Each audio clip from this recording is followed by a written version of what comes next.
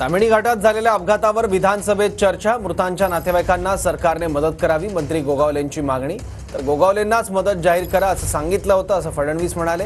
गोगावले अजून मंत्र्यांच्या कोर्टमध्ये आलेले नाहीत असंही फडणवीसांनी म्हटलं।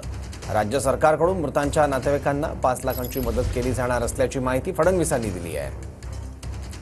आज सकाळी 9:30 वाजता माझ्या मतदारसंघातील माणगाव तालुक्यामध्ये बसचा अपघात झाला आणि त्यामध्ये 5 लोकांचा मृत्यू झाला आहे, 27 लोक जखमी झाले।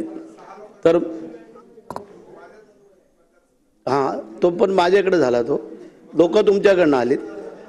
तर त्याला तत्कालीन मुख्यमंत्री शिंदे साहेबांनी मागच्या वेळेला जी काही मदत केली होती त्या धर्तीवरती आदरणीय मुख्यमंत्र्यांनी या मृतांच्या नातेवाईकांना मदत करावी ही माझी विनंती आहे। सन्माननीय मंत्री महोदयांना मी अशी विनंती केली होती की त्यांनी 5 लाख रुपये मदत जाहीर करावी, पण अजून ते मंत्र्याच्या कोर्टमध्ये आलेले नाहीत। त्यामुळे त्यांनी मागणी केलेली आहे। त्यामुळे त्यांनी मागणी केलेली असल्यामुळे ही ट्रॅव्हल्सची बस आहे, एसटीची नाही आहे, ट्रॅव्हल्सची बस आहे। पण ते महत्त्वाचंच आहे,